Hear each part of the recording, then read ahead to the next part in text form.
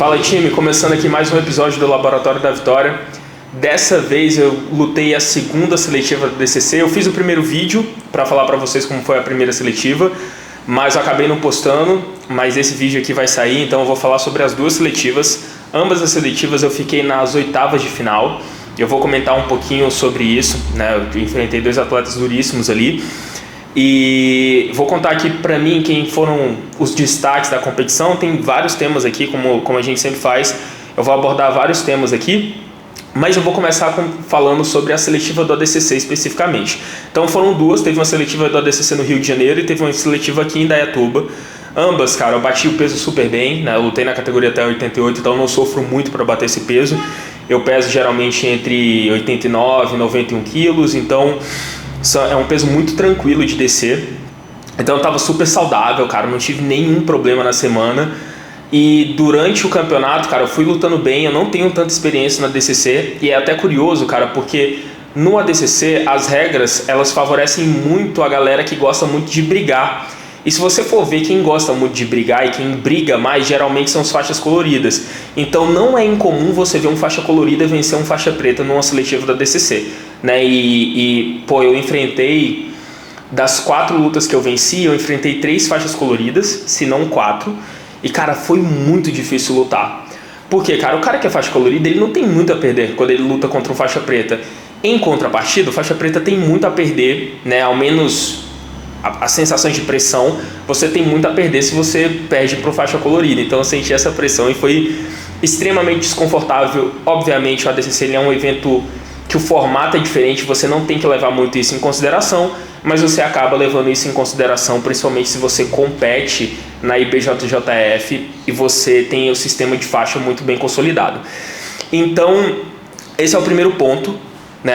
Na seletiva do Rio eu perdi pro Franco, que foi o cara que foi o campeão da seletiva e da 88, e nessa seletiva eu perdi pro Charles, que foi o cara que chegou na final, né? Ele foi vice-campeão. Dito isso, cara, eu vou avançar um pouquinho e eu vou falar pra mim quem foram os destaques, né? Os campeões de destaques do ADCC, que foi algo que eu fiz da vez passada, tá? Então eu tenho 3 nomes em mente: Braguinha, que foi o cara que foi o campeão da minha categoria, a Yara, que finalizou a final dela contra a Ingrid e que fez uma transição pro no-gi muito bem feita, e o Robinho, cara. Esses 3 pra mim foram um destaque. O Braguinha o Braguinha foi um cara que eu já achava que ele venceria o Pantoja numa possível semifinal. O Pantoja é um faixa roxa e que venceu ele da última vez. Mas foi o que eu falei pra galera, cara, o Braguinha ele é muito campeão, ele já é muito consolidado no cenário. Uma semana é tempo suficiente para esse cara ajustar o jogo. E dito e feito, foi isso que aconteceu. Ele voou a competição toda, foi muito foda de ver lutar. Parabéns, Braguinha, cara, você realmente é um cara muito diferenciado e foi muito legal de ver. Yara fazendo a transição muito bem feita pro no-gi, já faz um tempo que ela tá fazendo essa transição, mas ela fez de uma maestria gigantesca, finalizou no leg lock ali na final e, cara, merece muito estar aqui entre os 3 maiores destaques, mandou muito bem. E pra mim esse foi o maior destaque, Robinho. Não acho que esse cara tem mais que competir seletiva. Se ele não vencer o próximo o ADCC na 77, pô, vocês têm que convidar esse cara pra lutar. Ele já ganhou 3 seletivas, cara. Ele lutou 3 e ganhou 3, né? E 2 categorias diferentes.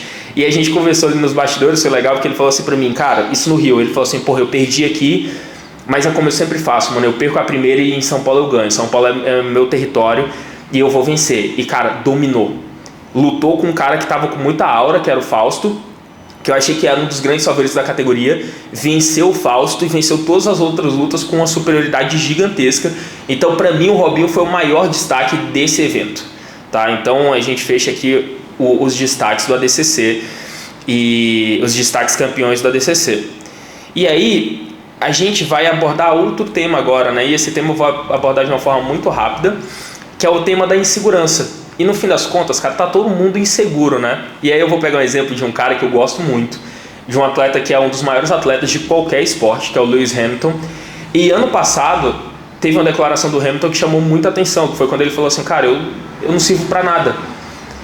E, cara, quando você olha pra um cara que conquistou absolutamente tudo, ele é o maior campeão da história, ele empatou em números de títulos com o Schumacher, é o que mais venceu corrida, o que mais venceu pole position, o cara que mais venceu qualquer coisa dentro da Fórmula 1. Não é que é o único atleta negro a vencer na Fórmula 1. Ele é o único atleta da história da Fórmula 1 a ser negro. E esse cara quebrou todas as barreiras possíveis. E ainda assim esse cara se sente inseguro a ponto de dizer que ele não serve para nada porque ele não estava vendo as vitórias na Fórmula 1. E esse ano, após o terceiro lugar, ele parece que voltou, né? E eu espero realmente que tenha voltado, porque eu sou super fã do Lewis Hamilton. E, cara, como é importante a gente ter pequenas vitórias, né? Se você falar que um terceiro lugar pro Lewis Hamilton é muita coisa, não é. Esse cara tem 104, 107 vitórias na Fórmula 1. Mas pro momento que ele está vivendo, é uma super vitória. Fazia 2 ou 3 anos que ele não conquistava um pódio. Então, cara, crie uma rotina, crie metas onde você consiga ter pequenas vitórias, cara. Porque até para caras como Lewis Hamilton, as pequenas vitórias elas importam. Então, crie uma rotina que você vai conseguir alcançar as coisas e que principalmente você tenha pequenas vitórias. O sucesso, ele não acontece do dia para a noite. São inúmeras pequenas vitórias somadas umas às outras que faz com que você tenha um grande sucesso. Assim também como o fracasso.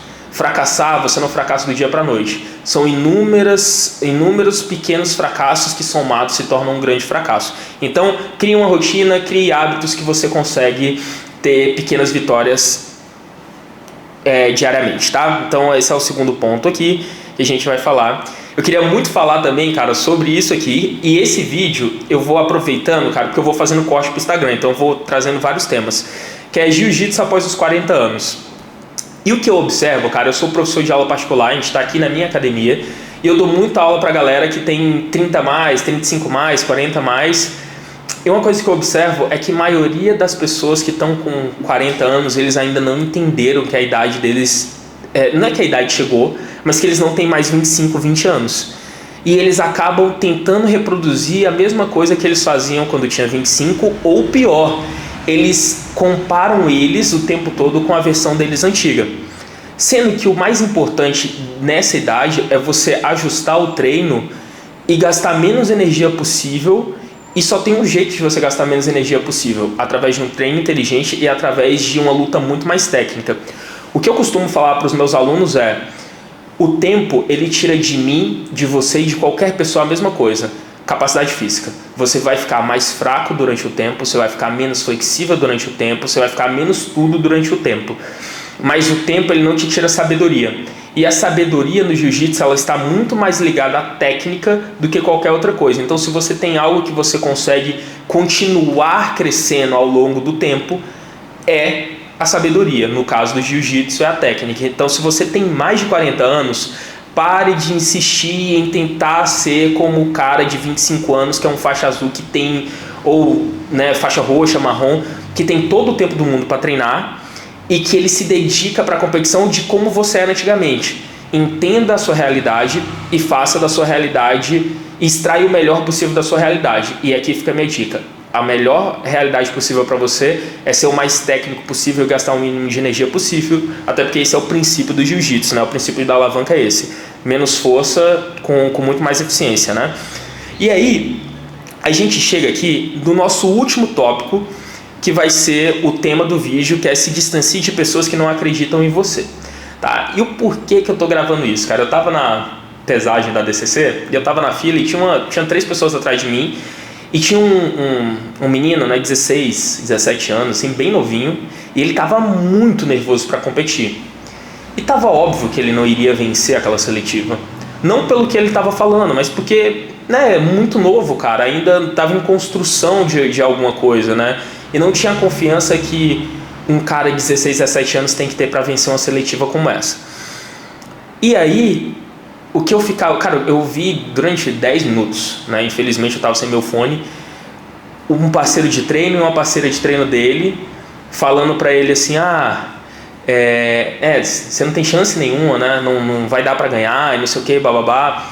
E eles ficavam repetindo isso o tempo todo. E chegou uma hora que esse mesmo menino, ele repetia isso de uma forma muito nervosa. E eu quase abordei, eu falei assim: cara, eu não vou ser o cara chato, né? Eu já sou o cara chato muitas vezes, eu não vou ser o cara chato dessa vez. Então eu só fiquei escutando ali. E essas pessoas o tempo todo repetindo isso pra ele. Chegou um momento que ele repetia isso pra ele. E cara, tudo bem quando você não tem condições de ganhar. E tudo bem quando você tem uma pessoa mais experiente que você e que ela fala assim, cara, você realmente, a sua chance ela é muito pequena, mas usa esse campeonato para ganhar experiência, faz o melhor que você tem, que não é o caso que estava acontecendo ali. E aí, cara, eu trouxe isso para minha realidade. Cara, independente e isso eu sou muito grato por ter os amigos que eu tenho, por ter a família que eu tenho, por ter a esposa que eu tenho, independente do que aconteça, cara, as pessoas que estão ao meu redor, elas me indicam o caminho que elas acreditam que pode ser o melhor caminho, mas elas nunca, em hipótese alguma, falam para mim que não dá. E assim eu também não tenho coragem de falar para as pessoas do outro lado que não dá para elas fazerem algo. É óbvio que em muitos momentos você precisa recalcular a rota, isso é óbvio. É óbvio que em muitos momentos você está muito abaixo do nível das outras pessoas que você quer vencer e você tem que fazer mais do que aquelas pessoas, é óbvio. Mas afirmar para a pessoa que ela não vai conseguir chegar onde ela quer chegar, cara, isso é um negócio que traz um dano muito, muito forte e que talvez você fique com isso fixo na sua cabeça. Então, às vezes você até gosta de uma pessoa, mas se ela é o tipo de pessoa que, mesmo que de brincadeira, ela gosta de ficar falando que você não vai conseguir fazer algo e ela é negativa nesse ponto, mesmo que de brincadeira, afaste-se dessa pessoa. Então, eu abordei alguns temas, foi legal aqui trocar essa ideia com vocês. E eu esqueci de falar o que eu tinha também de importante falar. Nessa sexta-feira eu vou gravar o meu primeiro episódio do podcast, eu tenho um convidado super especial para o episódio 1. E como prometido, né, depois de 3, 4 vídeos eu iria fazer o meu primeiro podcast, então a gente vai gravar no estúdio. É um super convidado, um cara com um super nome dentro do jiu-jitsu que vai ensinar muito pra gente sobre negócio, sobre digital, enfim, aqui eu já joguei a primeira pista. E é isso, galera. Pô, amarradão de ter gravado esse vídeo aqui pra vocês. E segue lá, ó, me mandaram fazer o call to action, eu não tinha lembrado. Curte, compartilha e se inscreve aqui, não custa nada pra você, mas me traz um retorno gigantesco. Fechou? É isso, brigadão.